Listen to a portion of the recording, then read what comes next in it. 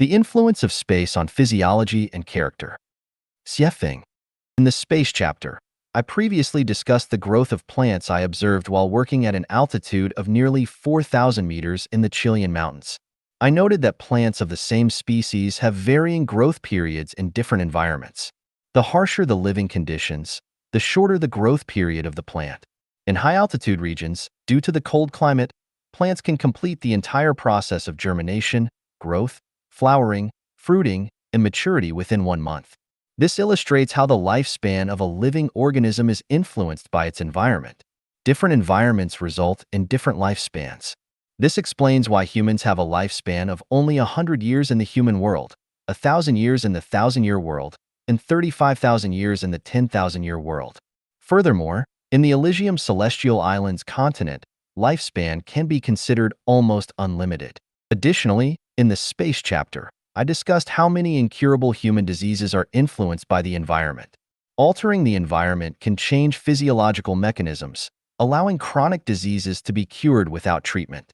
For example, individuals who develop joint inflammation due to cold and damp conditions can experience relief simply by residing in a dry environment. In recent years, living in Yunnan, I have often experienced headaches and leg pains, and my appetite has been decreasing. Not long ago, I spent over a month living in Kartal and Geyser, where there was a lot of dry wind and sand, and the water quality was different. As a result, my headaches and leg pains completely disappeared. My appetite sharply increased, and I slept soundly. However, my skin became rougher, and I felt my personality becoming stronger. Recently, I came to Nanhua, where the scenery is beautiful, and the people are simple and honest. The tranquil life here has made me less anxious and impatient. After more than 10 days, my rough skin has become smoother. It's no wonder that the brothers and sisters from Lifechanuan living here seem younger, at least 2 years younger. However, my issues have resurfaced. I have not experienced headaches, but my legs and feet always feel cold. In Kartal and Geyser, my legs and feet were always warm, but upon arriving in Nanhua, they remained cold, which is uncomfortable. Nevertheless, my personality seems to have become milder again.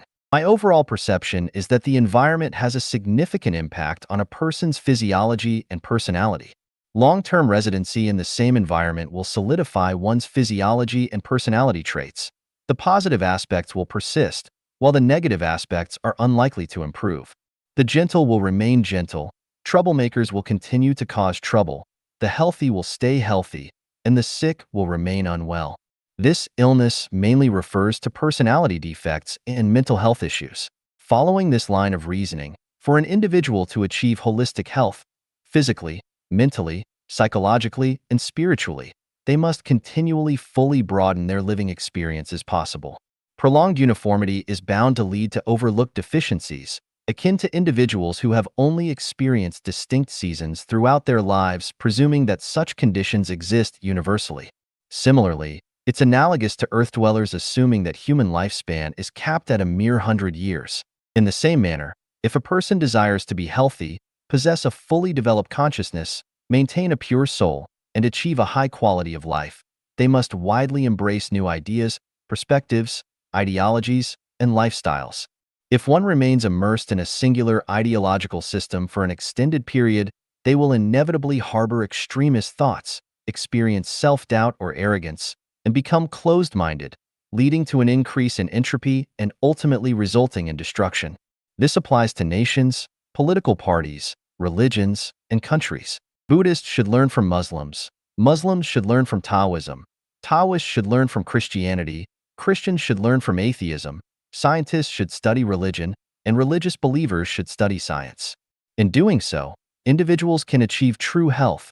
Otherwise, they may all suffer from ailments. Hybridization yields advantages, while a singular path tends towards decline. Long-term residency in the same environment, prolonged interaction with the same group of people, and continuous adherence to the same ideology will inevitably lead to crises and serious illnesses. These illnesses primarily manifest as defects in consciousness, mental disorders, and psychological ailments. This is why the second home of Lifechanuan must become an international family. That's also why I required the Lifeachanu and Celestials to switch to other branches every 3 years when planning the living program of the second home. By constantly changing the living space, constantly changing the group of people whom you live with, your consciousness will become more and more perfect, your soul will become more and more pure, the quality of your life will become higher and higher, and you will go to a higher level space of life.